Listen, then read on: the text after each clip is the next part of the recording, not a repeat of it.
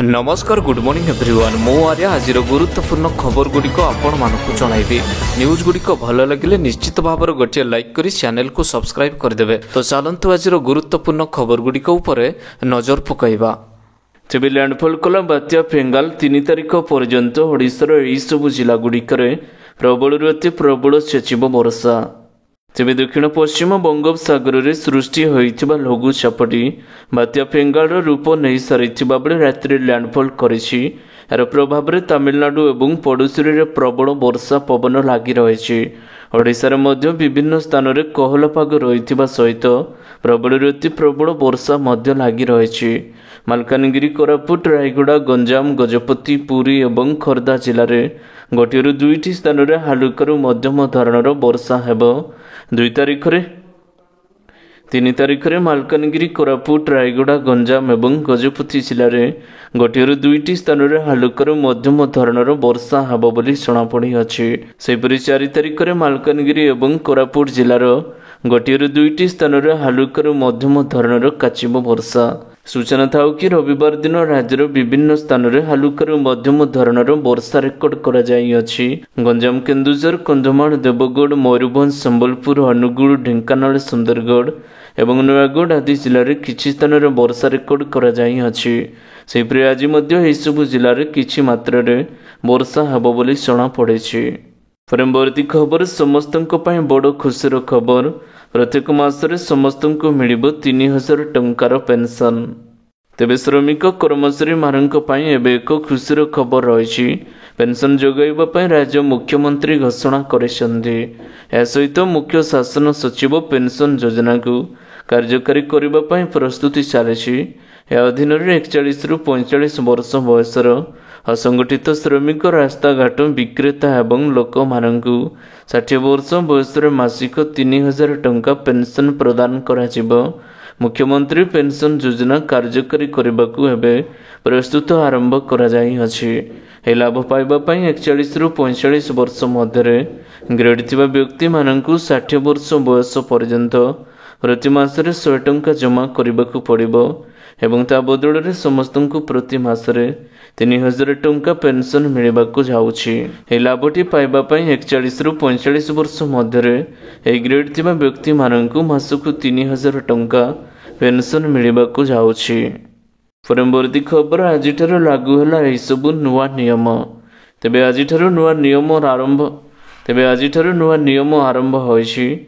1 December मध्य किसी परिवर्तन एवं स्कैम इनकम टैक्स रिटर्न एवं क्रेडिट कार्ड सहित नियम मध्य सामिल रही अछि। इंडियन ऑयल रु मिलिथिबा सूचना मुताबक 19 किलो एलपीजी सिलिंडर मूल्य रे 16.50 टंका वृद्धि घटी अछि। 19 किलो कमर्शियल एलपीजी सिलिंडर वर्तमान दिल्ली रे 1818.50 टंका मिलिबो। गत मास नवेम्बर सिलिंडर मूल्य 62 टंका वृद्धि घटी। कोलकाता रे वर्तमान कमर्शियल गैस सिलिंडर टी 1927 टंका हो जाई अछि। ए गैस सिलिंडर मुंबई रे 1771 एवं चेन्नई रे 1980 टंकार मध्य मिलुछि। एपरि अनेक नियम परिवर्तन होई अछि। टेलीकॉम रेगुलेटर ट्राइस्कम कॉल उपर प्रतिबंधक लगाइबाकू टेलीकॉम कंपनी गुडिक एसएमएस सूच्य सुनिश्चित करबा संबंधी मध्य एहा मध्य लागू करा जाई अछि। यदि आपण आधार कार्ड रे फोटो किंबा भड़ी डिटेल्स अपडेट करबा को चाहउछंती तबे 14 डिसेंबर पर्यंत यह फ्री रे करि पारिबे बोली जଣା पड़ेछि। परवर्ती खबर लैंडफॉल कला बात्या फेंगल एही सबु जिल्ला रे तांडव भांगिला गछ एवं घर गाड़ी। तेबे पडुचेरी निकट रे स्थलभाग छुईछि बात्या फेंगल। 3 रु 4 घंटा धरि चलिला लैंडफॉल प्रक्रिया। 70 रु 80 किलोमीटर बेगर बहिछि पवन। प्रबल वर्षा फल जनजीवन प्रभावित होइछि। पडुचेरी रे प्राय 12 लाख लोक स्थानांतरित होइछन्ते। ग्राउंड रे एनडीआरएफ टीम रो रेस्क्यू ऑपरेशन मध्य एबे जारी रहिछि। एही समय घंटा प्रति पवनर वेग 70 रु 80 किलोमीटर। पडुचेरी एवं तमिलनाडु रे प्रबल वर्षा होइछि। पवन फल अनेक स्थान रे बहु गछ भांगिबा सह विद्युत खुंट मध्य उपुड़ी पड़िछि। सेबड़ी बहु कच्चा घर मध्य भांगी नष्ट हो जाई अछि। परवर्ती खबर छात्र छात्री मानक पई बड़ खबर। शनिवार हेबनी आउ सकाळुआ स्कूल। तेबे स्कूल जाउथिबा छात्र छात्री मानक पई बड़ खबर रहिछि। एणिके शनिवार दिन हेब नाही आउ सकाळिया स्कूल। कोरापुट जिले में शनिवार दिन हेबनी सकाळुआ स्कूल। शीत को दृष्टि रखी जिला प्रशासन यह निष्पत्ति ग्रहण करेछि। शनिवार सकाळे स्कूल हेबनी बोली जिलार समस्त विद्यालय को जिला शिक्षा अधिकारी चिठी लिखि सूचना देइछन्ते। तेबे निर्देश मुताबक आगामी शनिवार ठारू सकाळुआ परिवर्ते दिन 10टारे खोलिब समस्त स्कूल। परवर्ती खबर नुआ वर्षर लागू हेब अष्टम वेतन। समस्त कर्मचारी दरमा 51,000 टंका। तेबे नुआ वर्षर केंद्र सरकारी कर्मचारी मानकु एबे एक बड़ उपहार दे पारंते। वर्तमान सरकार कर्मचारी मानकु सप्तम वेतन कमिशन अनुसार केंद्र कर्मचारी बेसिक सैलरी 18,000 टंका मिलुछि। या पूर्व षष्ठ वेतन कमिशन अनुसार कर्मचारी बेसिक सैलरी 7,000 टंका रहितला। एबे अष्टम वेतन कमिशन लागू होगा फल कर्मचारी सर्वनिम्न वेतन 186% वृद्धि घटी 51,480 टंकार पहुंचब बोली कहुछि। परवर्ती खबर डिसेम्बर 7 तारिख आरंभ होब कनेस्टेबल। तेबे ओडिशा पुलिस पक्षर प्रकाश पाइथिबा कनेस्टेबल सिपाही नियुक्ति को नहीं एबे आसीछि एक बड़ अपडेट। अक्टोबर 30 रे आवेदन अंतिम तारीख रहिथिबा बेले परवर्ती समय नवेम्बर 15 पर्यंत उक्त समय सीमा को वृद्धि करा जाई अछि। राज्य हाईकोर्ट को निर्देश पर राज्य चयन बोर्ड एवं ओडिशा पुलिस कटक पक्षर एने विज्ञप्ति जारी करेछि। तेबे आ मध्य कनेस्टेबल सिपाही पद पर ओडिशा पुलिस पक्षर परीक्षा तारीखटी घोषणा करा जाई अछि।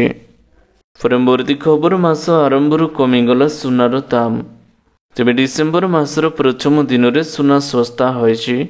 मास आरंभ सुना किणुथिबा लोक मानक पई एबे खुशीर खबर होइछि। यदि आपनको घर के विवाह करबाकू प्लान अछि तेबे सुना किनिबा पई या भलो समय रहिछि। आज सुना रेट रे 150 टंका ह्रास होइछि। 23 नवेम्बर सुना महंगा हो जाइथिला। 22 कैरेट सुनार दर 71,500 टंकार कारबार करुछि। 24 कैरेट 10 ग्राम प्राय 78,000 टंकार एबे बिक्री करा जाउ अछि। परवर्ती खबर मध्याह्न भोजन खर्च बढ़ाइले केंद्र सरकार। तेबे प्रधानमंत्री पोषण योजना रे छात्र छात्री मानकु विद्यालय मध्याह्न भोजन बाबद खर्च बढ़ाई सरकार। पूर्व शिशु दिवस 1 टंका बढ़ा जाइथिबा बेले एबे पुनर्बार वृद्धि करा जाई अछि।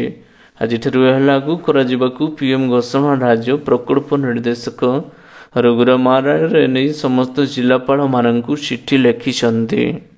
परवर्ती खबर नवेम्बर रे मालामाल हेले केंद्र सरकार। तेबे केंद्र सरकार पक्षर जारी तथ्य अनुसार नवेम्बर मासरे मोट जीएसटी संग्रह 8.5% वृद्धि हो 1.82 लाख कोटी अधिक होइछि। जीएसटी संग्रह वृद्धि हेबार कारण होउछि घरोई कारोबार हेतु अधिक राजस्व प्राप्त। रविवार प्रकाशित सरकारी तथ्य अनुसार नवेम्बर केंद्रीय जीएसटी संग्रह 34,141 कोटी एवं राजस्व जीएसटी 43,047 कोटी एवं इंटीग्रेटेड आईजीएसटी 91,828 कोटी एवं बेसरे 13,253 कोटी रे पहुंची अछि। परवर्ती खबर डिसेम्बर 7 तारिख आरंभ होब कनेस्टेबल ऑनलाइन परीक्षा। तेबे ओडिशा पुलिस पक्षर प्रकाश पाइथिबा कनेस्टेबल सिपाही नियुक्ति को नहीं एबे आसीछि एक बड़ अपडेट। अक्टोबर 30 रे आवेदन अंतिम तारीख रहिथिबा बेले परवर्ती समय नवेम्बर 15 पर्यंत समय सीमा को वृद्धि करा जाई अछि। सद्य नोटिस मुताबक डिसेम्बर 7 तारीख सुधा कनेस्टेबल सिपाही पदर कंप्यूटर बेस्ड रिक्वायरमेंट परीक्षाटी आरंभ होबाकू जाउछि। परवर्ती खबर बात्या पेंगल नेला 3 जनक जीवन। स्थानीय अंचल रे बन्या स्थिति उद्धार कार्य मुतयन सेना। तेबे केंद्र शासित अंचल पड़ोसी 3 वर्षर रेकर्ड भांगी पेंगल।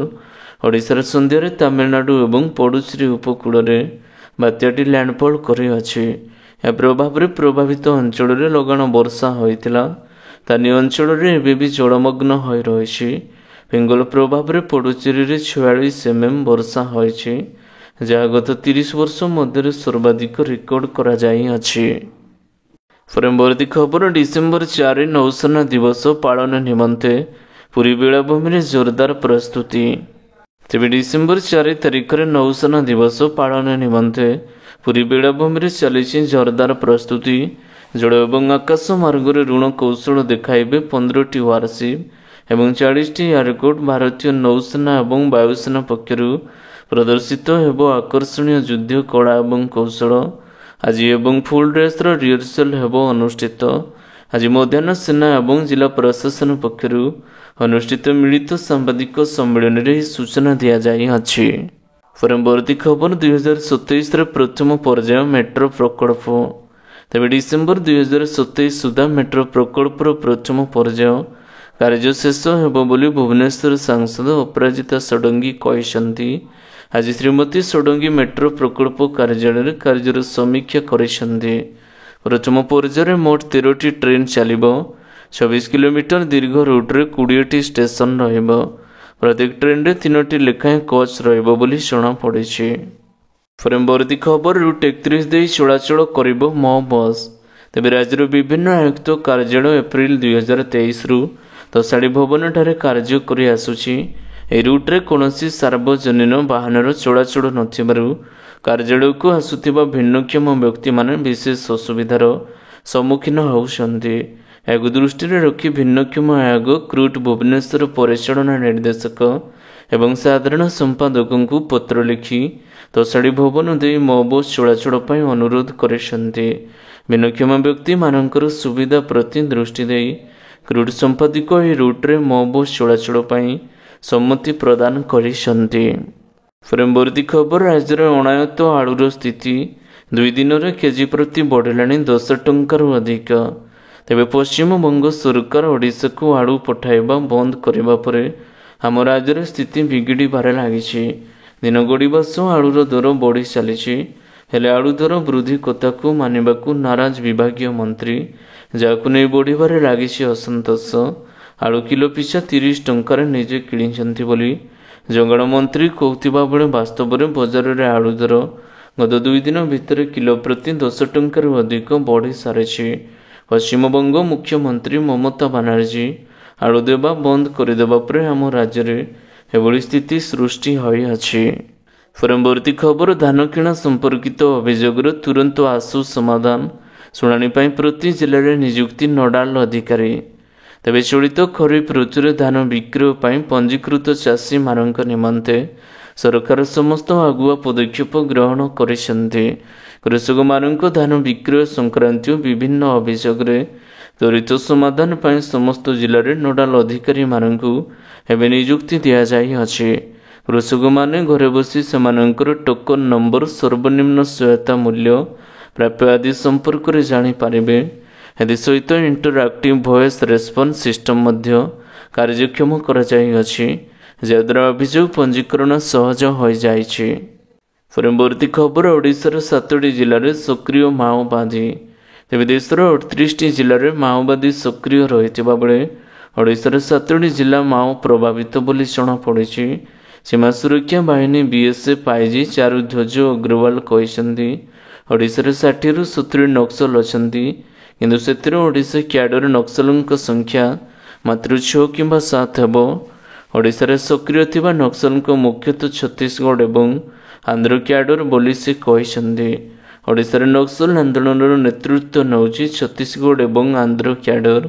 2024 ମାର୍ଚ୍ଚ ସୁଦ୍ଧା ଓଡ଼ିଶାକୁ ନକ୍ସଲ ମୁକ୍ତ ରାଜ୍ୟ କରିବାକୁ ପ୍ରୟାସ ଚାଲିଥିବା ଶ୍ରୀ ଅଗ୍ରୱାଲ କହିଛନ୍ତି। ପରବର୍ତ୍ତୀ ଖବର 13 ଦିନ ପରେ ମଣିପୁରରେ ପୁଣି ଖୋଲିଲା ସ୍କୁଲ କଲେଜ। ତେବେ ଦୀର୍ଘ 13 ଦିନର ବ୍ୟବଧାନ ପରେ ମଣିପୁର, ଇମ୍ଫାଲ ଏବଂ ଜିବାମ ସମେତ ଅନ୍ୟ ଜିଲ୍ଲାରେ ଥିବା ସ୍କୁଲ କଲେଜ ପୁଣି ଖୋଲିଅଛି। ୟୁନିଫର୍ମ ପିନ୍ଧି ଛାତ୍ରଛାତ୍ରୀମାନେ ସ୍କୁଲ କଲେଜ ଯାଉଥିବା ଲକ୍ଷ୍ୟ କରାଯାଇଅଛି। ଇମ୍ଫାଲ ବ୍ୟତୀତ ବିଷ୍ଣୁପୁର, ଥୈବାଲ ଏବଂ କାଚିକଙ୍ଗ ଜିଲ୍ଲାରେ ମଧ୍ୟ ସମସ୍ତ ଶିକ୍ଷାନୁଷ୍ଠାନରେ ପୁଣି ପାଠପଢ଼ା ଆରମ୍ଭ ହୋଇଛି। ସ୍କୁଲ କଲେଜ ଖୋଲିଥିବାରୁ ଅଭିଭାବକମାନେ ମଧ୍ୟ ବହୁମାତ୍ରାରେ ଆଶ୍ୱସ୍ତି ହୋଇଛନ୍ତି। ଶିକ୍ଷକମାନେ ମଧ୍ୟ ଆଗ୍ରହର ସହିତ ଶ୍ରେଣୀରେ ଶିକ୍ଷାଦାନ କରୁଥିବା ଏବେ ଲକ୍ଷ୍ୟ କରାଯାଇଅଛି। ପରବର୍ତ୍ତୀ ଖବର ଏମିତି ଚାଲିଛି ଖାଦ୍ୟ ସୁରକ୍ଷା। କେନ୍ଦ୍ର ଉପରେ 19,000 କୋଟି ବାକି। ତେବେ ଖାଦ୍ୟ ସବସିଡି ବାବଦରେ କେନ୍ଦ୍ର ସରକାର ଉପରେ ଓଡ଼ିଶା ସରକାରଙ୍କ ପ୍ରାୟ 19,000 କୋଟି ଟଙ୍କା ବକେୟା ରହିଛି। ଖାଦ୍ୟ ସୁରକ୍ଷା କାର୍ଯ୍ୟକ୍ରମ, ଜାତୀୟ ଖାଦ୍ୟ ସୁରକ୍ଷା, ପ୍ରଧାନମନ୍ତ୍ରୀ ଗରିବ କଲ୍ୟାଣ ଅନ୍ନ ଯୋଜନା ସବୁଥିରେ ପୁଳ ଟଙ୍କା ବକେୟା ରହିଛି। ରାଜ୍ୟ ଖାଦ୍ୟ ଯୋଗାଣ ଏବଂ ଖାଉଟି କଲ୍ୟାଣ ବିଭାଗ ଏହି ଅର୍ଥଟି ପାଇବାର ରହିଛି। ବିଜେଡି ସରକାର ସମୟରେ ଓଡ଼ିଶାକୁ ପ୍ରତାରଣା କରୁଥିଲେ। ଆଉ ଡବଲ ଇଞ୍ଜିନ୍ ସରକାର ବି ତାହାର ଅନ୍ତ ନାହିଁ। ଦିନ ପରେ ଦିନ ଗଡ଼ୁଥିଲେ ବି କେନ୍ଦ୍ର ସରକାର ବକେୟା ଅର୍ଥ ଦେବାର ନାମ ଧରୁନାହାନ୍ତି। ବିଧାନସଭାରେ ବିଜେଡି ବିଧାୟକ ରଣେନ୍ଦ୍ର ପ୍ରତାପ ସ୍ୱାଇଁଙ୍କ ପ୍ରଶ୍ନ ଉତ୍ତରରେ ଖାଦ୍ୟ ଯୋଗାଣ ମନ୍ତ୍ରୀ କୃଷ୍ଣଚନ୍ଦ୍ର ପାତ୍ର ଉପରୋକ୍ତ ତଥ୍ୟ ଦେଇଛନ୍ତି। ତେବେ ଆଶା କରୁଛି ଆଜିର ଗୁରୁତ୍ୱପୂର୍ଣ୍ଣ ଖବର ଗୁଡ଼ିକ ଆପଣମାନଙ୍କୁ ନିଶ୍ଚିତ ଭାବରେ ଭଲ ଲାଗିଥିବ। ଯଦି ଭଲ ଲାଗିଥାଏ ଭିଡ଼ିଓକୁ ଗୋଟେ ଲାଇକ୍ କରନ୍ତୁ ଏବଂ ଚ୍ୟାନେଲକୁ ସବସ୍କ୍ରାଇବ୍ କରିବା ପାଇଁ ବିଲକୁଲ ବି ଭୁଲନ୍ତୁ ନାହିଁ। ଆପଣଙ୍କ ଭଲ ପାଇବା ସ୍ୱର ଭିଡ଼ିଓକୁ ସେୟାର କରିଦେବେ। ପୁଣି ଦେଖା ହେବ ଲାଟେଷ୍ଟ ଅପଡେଟ୍ରେ। ସେତେବେଳେ ପର୍ଯ୍ୟନ୍ତ ବିଦାୟ ନେଉଛି। ବନ୍ଦେ ମାତରମ୍, ଟେକ୍ କେୟାର, ବାଏ ବାଏ।